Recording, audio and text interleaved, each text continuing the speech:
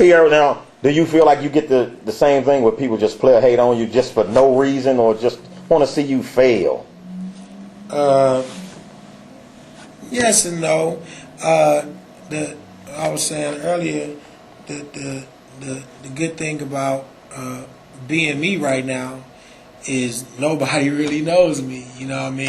And they sure don't know your last name. They know him. Nobody really knows me, so I'm kind of a ghost. And then too, like I was saying, talking with you earlier, my mind is a little more broad when it comes to music, because music and ministry walk hand in hand for me. Mm-hmm. So dealing with it more from a ministry point of view, you know, it just, I mean, Doc, they talked about Jesus.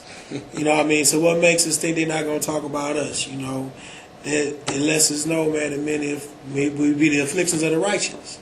But, you know, God always, you know, delivers. So not to be deep, but, you know, that's just the real deal. You know, I never, ever expect, if anytime people just have great things to say about me all the time, whether it be musically or about my character or about anything else like that, then something's wrong. You know that you're growing when people are trying to stop you from growing.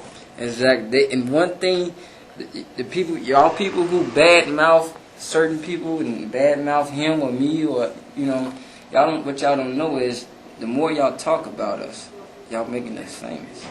It's free publicity. Free publicity. All what you do, if I'm telling this man that this juice is nasty, you know what he's gonna want to do? He's gonna want to taste it. Now, if he tastes it and he like it, he think different of it, he's gonna want to stop buying his juice. You see what I'm saying? So a lot of people bad talk and talk about a person. To be honest, I like when people bad talk about me. Well, now, does it harden your heart as far as like when you meet new people just out on the road on tours? Are you more apt to not let people in, get close to you? Well, I'm all about first chances and second chances. Because, I mean, the truth is, if I didn't have a second chance, I wouldn't be here. God gives second chances. So, I mean, I put it like this. The minute you stop letting people in and stop networking, that's when you hold yourself here. You see what I'm saying? The world is so big.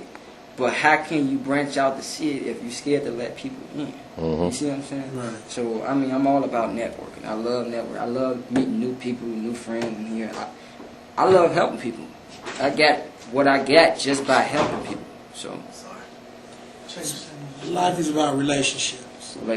True that. How to establish them, build them, keep them strong. You know, my pastor said something kind of beat me up the other day. Every relationship should create some type of platform for growth. You know, my mom used to tell me all the time, if you're not an asset, you're a liability. Right. You know, there's no gray areas. So, I mean, you just have to pick. I find it just being a little older, you know, 28, pick and choose your battles. You know, you pick and choose, you know, who you deem to be close with. You know, everybody's not going to be close to everybody. So, but what I'm saying is a lot of young cats, you know, especially in the teens, you know, don't know how to, you know, handle themselves or handle such large crowd or what they call fame or popularity or whatever. So it's just important in this music business to number one thing is to keep your mouth shut. Number one. Do you feel like you was thrust into the game too early? Yeah, I was. But that was your desire to be in the game. Well, my desire was just to play. That was my real desire. Be honest, I never did know anything about the whole outside world or playing on big stages. All I knew was church. All I knew was going to church, picking up my bass and play. I just like to play. Still to this day. It was never about being famous or about being a celebrity or playing with this such artist. Maybe now I just start, like, I have certain artists that I grew up listening to, playing, like, it's kind of crazy. nobody really actually taught me how to play. How I learned how to play, I just listened to CDs and little stuff, little lines I play. And so now I start hearing about these artists. I start knowing more about them. So now it's just my desire is always just to be in play with some of my mentors or artists I like, you know.